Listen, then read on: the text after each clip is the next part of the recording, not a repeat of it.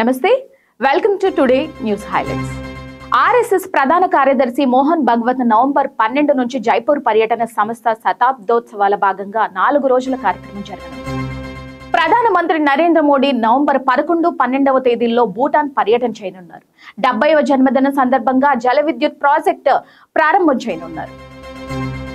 Delhi red fort సమీపంలో car పేలుడు 13 మంది మృతి పట్ల ఉగ్రవాద అనుమానంతో యూఏపీఏ కింద కేసు నమోదు చేశారు. ఢిల్లీ ఎన్సీఆర్ ప్రాంతంలోని పాఠశాలలు గాలి మాలిన్యం కారణంగా ఆన్లైన్ హైబ్రిడ్ విధానంలో తరగతులు నిర్వహించబడుతున్నాయి. బీహార్ శాసనసభ 2వ దశ ఎన్నికల్లో రికార్డు స్థాయి 69% పోలింగ్. ఎన్డీఏ కూటమి ఆధిక్యం చూపిస్తోందని ఎగ్జిట్ పోల్స్ అంచనా వేస్తున్నాయి. ఢిల్లీలో గాలి మాలిన్యం ఈ సంవత్సరం మొదటిసారిగా సివిఆర్ స్థాయికి చేరుకుంది.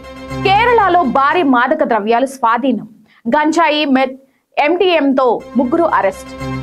ఇస్రో మానవ అంతరిక్ష ప్రయోగం కోసం ఝాన్సీలో విజయవంతమైన పారాషూట్ ఎయిర్ డ్రాప్ పరీక్ష పూర్తి చేసింది.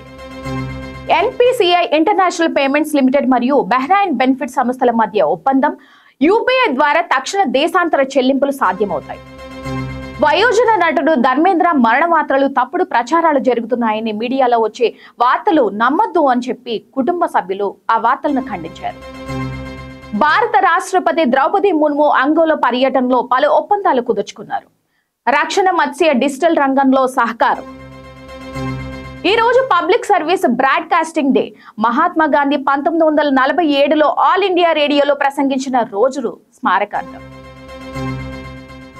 భారత్ పర్వ్ 2025 సందర్భంగా ఉత్తరప్రదేశ్ సాంస్కృతిక ప్రదర్శన 12 సాంప్రదాయ కళారూపాలతో ఆకట్టుకుంటుంది.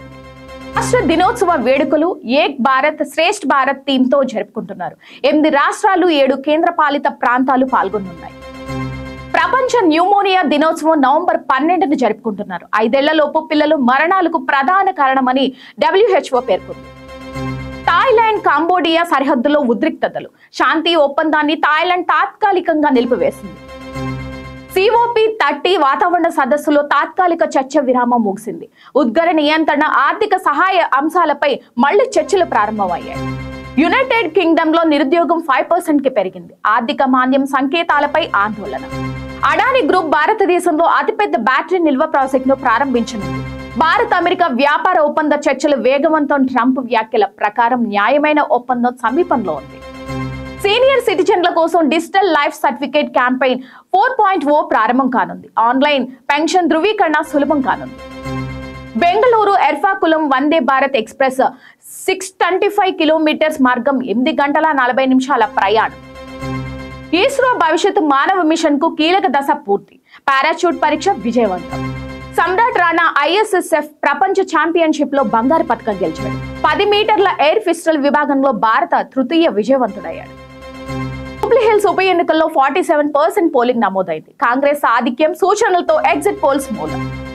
తెలంగాణ ప్రభుత్వం చక్రవాత మోంత బాధితులకు 12.99 కోట్ల నిధులు విడుదల చేసింది.